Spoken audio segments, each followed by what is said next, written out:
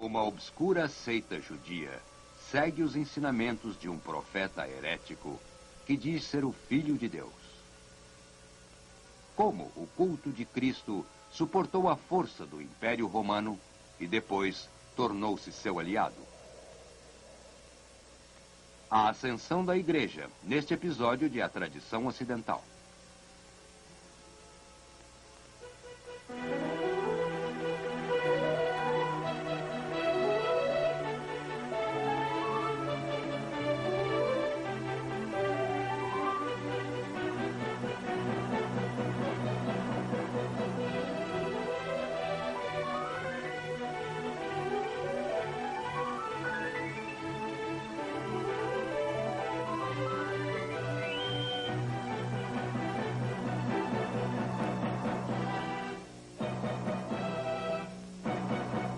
Agora, o professor da Universidade da Califórnia, Eugene Weber, em sua jornada através da história da civilização ocidental.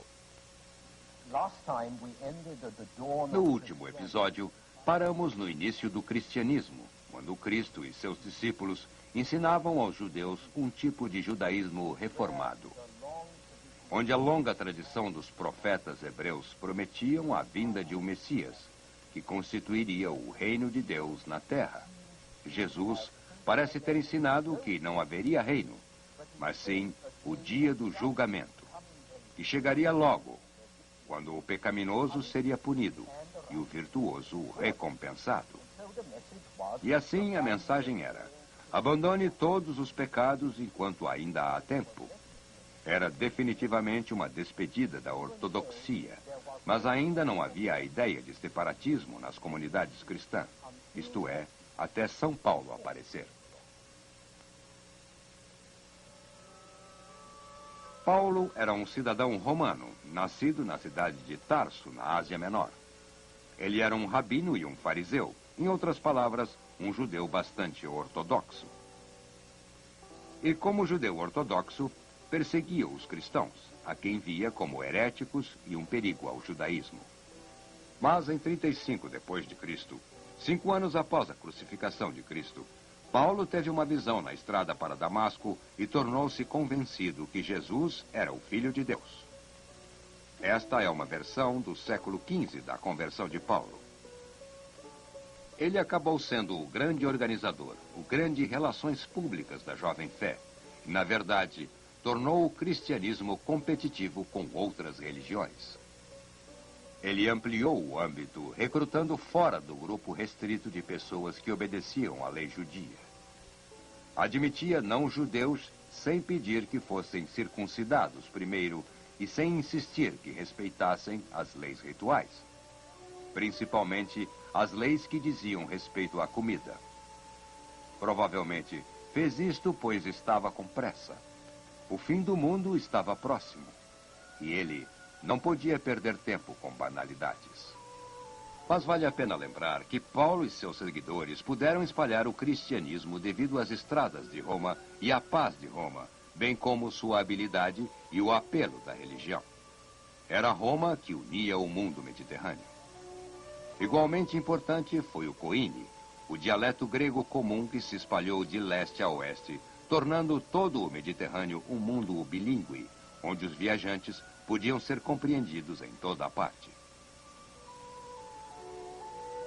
São Paulo escreveu aos romanos em grego, e até o início do século III depois de Cristo, a linguagem da liturgia cristã na Igreja de Roma era o grego. Foi também para o grego que as escrituras hebraicas foram traduzidas 2 séculos antes de Cristo. Esta tradução, extremamente importante, foi terminada na Alexandria helenística, com sua grande comunidade judia. Foi chamada de o Septuaginta, latim para 70, pois supostamente houve 70 tradutores. E assim estava pronta para os primeiros missionários cristãos, quando começaram a levar sua mensagem pelo mundo. Nas sinagogas, que podiam ser encontradas em cidades helenísticas como esta, adora Europas, as traduções das escrituras hebraicas eram lidas e estudadas. E acho que nem a igreja cristã, nem Paulo, teriam ido muito longe sem o Septuaginte e as sinagogas, e sem escrever o Novo Testamento no koine grego desde o início.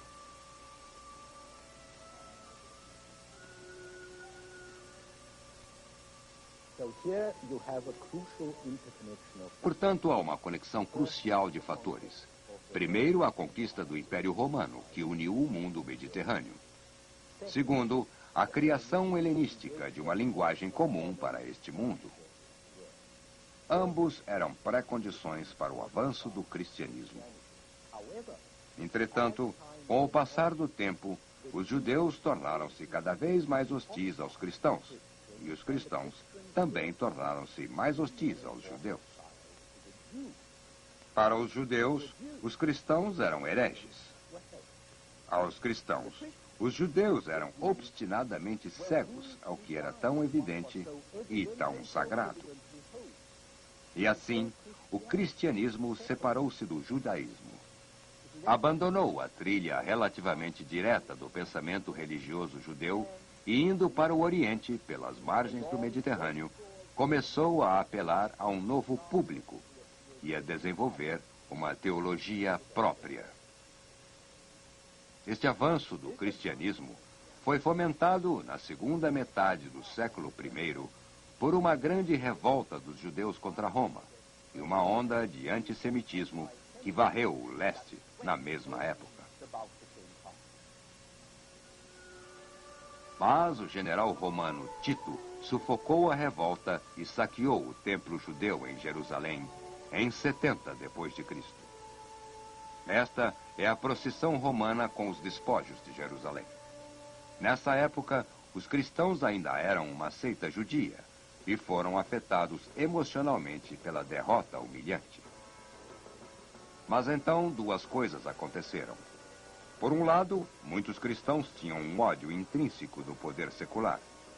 E por outro, como se pode ver por esta moeda com a inscrição Judéia capturada, as comunidades judias estabelecidas e a força da religião judia ortodoxa temporariamente desabaram. Assim, foi fácil para os cristãos se liberarem. A Jerusalém terrena havia sido destruída. E agora a versão ideal poderia ser melhor projetada no paraíso, sem a preocupação de verdadeiras nações ou governos. O resultado de tudo isso pode ser encontrado na sugestão feita por Origen, um professor cristão que viveu na Alexandria no século III. Origen escreveu que cristãos não devem tomar parte no governo dos estados e sua única preocupação deve ser a nação divina, isto é, a igreja. Alguns religiosos foram ainda mais longe, negando o mundo e seu próprio corpo, que na dicotomia entre espírito e carne obteve um distante segundo lugar.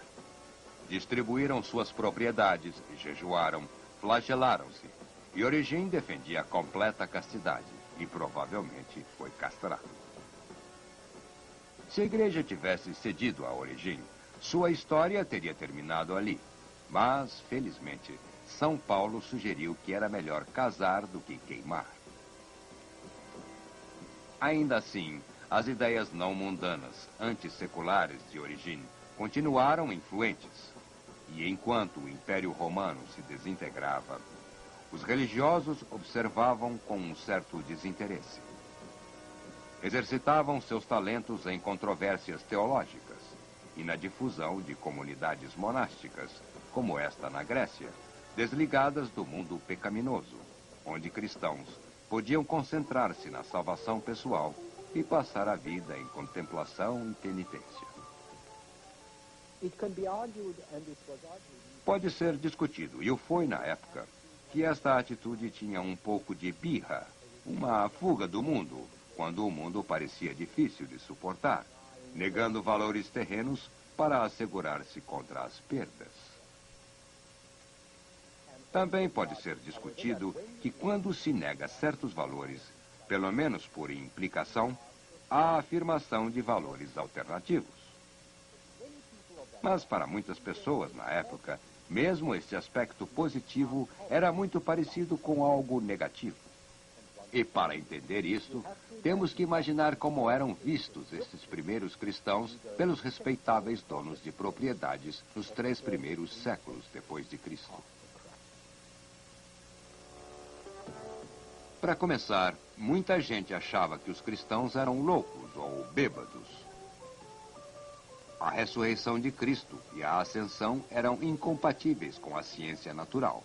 E para um pagão intelectual, aceitar a encarnação de Deus na forma humana de Jesus seria como um homem moderno negando a evolução das espécies. Ele teria que abandonar não apenas o conhecimento mais avançado e racional disponível, mas, por implicação, toda a cultura greco-romana que fora marcada por esse conhecimento. Mas a acusação definitiva foi a que um alto sacerdote levou ao governo romano contra São Paulo, quando reclamou: "Este homem é um sujeito nocivo e causador de incitação entre todos os judeus do mundo e um chefe de motim da seita dos nazarenos." E o ponto é este. Estes cristãos são perigosos. Insistem que todos os homens são irmãos, que o mendigo é tão bom quanto o cidadão sólido, que o escravo é igual a seu mestre, em essência, se não em fato, pois isto não impedia que os cristãos tivessem escravos. Resumindo, eles negam o valor de tudo aquilo que é caro à sociedade. O bom pastor oferece salvação, não dinheiro, família, propriedade ou sucesso, ou serviço ao Estado. Abandona teu pai, tua mãe, teu irmão e segue-me. Que bem tudo isso fará se você perdeu a alma? O que era ainda pior, os cristãos negaram até o poder final do imperador, o valor do poder imperial e da justiça imperial. Claro, a César o que é de César, mas há um limite do que pertence a César. E isto significa que para os cristãos há um poder maior que o Estado. Há um bem ou propósito definitivo que pode não ser o bem ou propósito definitivo do Estado. E este propósito, o propósito de Deus entrar em atrito com o de César, não há dúvida de qual deles os cristãos seguirão. Pense um pouco no caráter revolucionário de tais ideias sendo difundidas numa sociedade onde o valor material reina supremo. Ideias que agradavam os proletários, principalmente perto dos portos e das cidades do Levante. É uma sociedade onde deuses, como Diana aqui, eram antropomórficos, com forma e personalidade humanas. Onde o imperador era Deus, onde a unidade imperial clamava mais e mais pela unidade religiosa e pela subordinação de opiniões privadas ao Estado.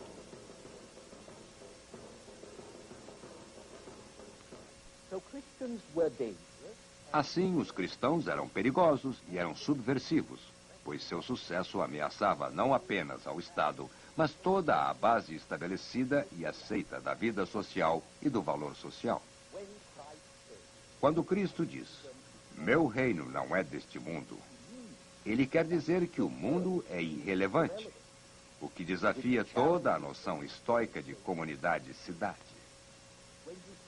Quando ele diz: "Arrepende-te, pois o reino de Deus se aproxima", o reino de Deus significa o fim da política na Terra, se definirmos política como uma tentativa razoável de organizar a sociedade humana.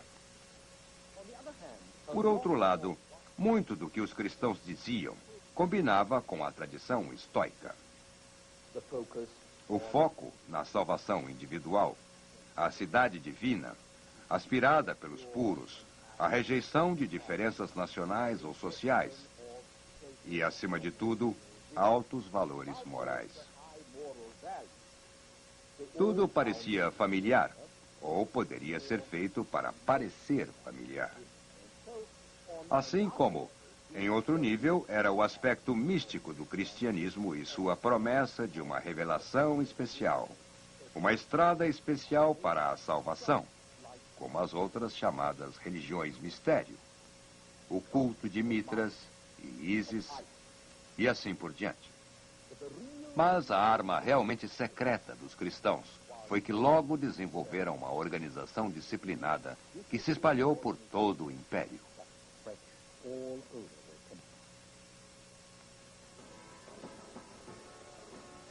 Tudo começou com o fato de que os cristãos tinham um livro, a Bíblia, cheia de potentes promessas e histórias de milagres, que trazia os contos confirmados por pessoas que eram praticamente contemporâneas.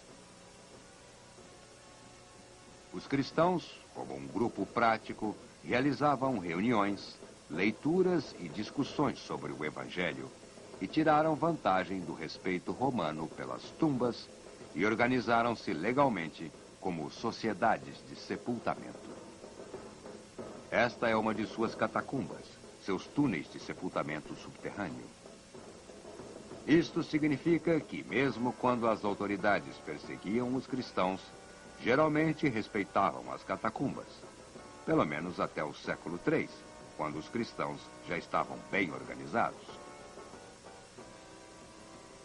Havia também o fato de que, embora o cristianismo fosse tão misterioso quanto qualquer outro culto mistério, era bem mais barato de se afiliar.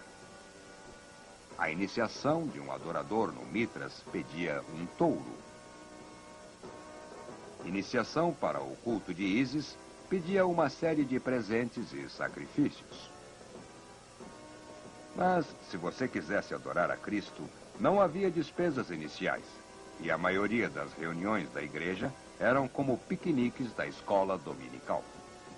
Era agradável e era econômico. Mas se você quisesse, e provavelmente iria querer, poderia doar óbolos à igreja. No século III, a igreja estava rica. Doação de óbolos era uma transferência criteriosa de capital deste mundo para o outro, um tipo de seguro contra incêndio. Estas contribuições e legados acumularam nas mãos dos bispos e foram devotadas quase que exclusivamente à caridade, e não apenas à cristã. É possível imaginar a alavanca de poder que esta caridade cristã era, enquanto a organização romana desintegrava. Conforme a miséria aumentava e as grandes cidades enchiam-se de pobres famintos e os homens eram expulsos do trabalho ou de suas terras pelos bárbaros ou nobres ou coletores de impostos. E os bispos cristãos que controlavam os óbolos eram os únicos homens honestos que havia. Os únicos homens honestos poderosos que havia. Os governadores das províncias e os outros magistrados eram fantoches de sangue azul, designados por 1 ou 2 anos para agir como figuras de proa de um serviço mal pago e, portanto, corrupto. Assim, no século III, o bispo surge como uma figura permanente de sua cidade, dedicado a seu trabalho, a seu rebanho e responsável apenas a Deus.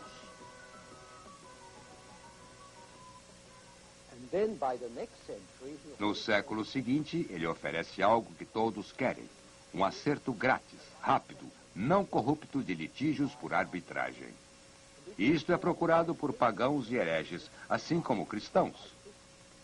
Assim, a igreja torna-se uma força a ser considerada até no século IV ser oficialmente reconhecida pelo Estado romano.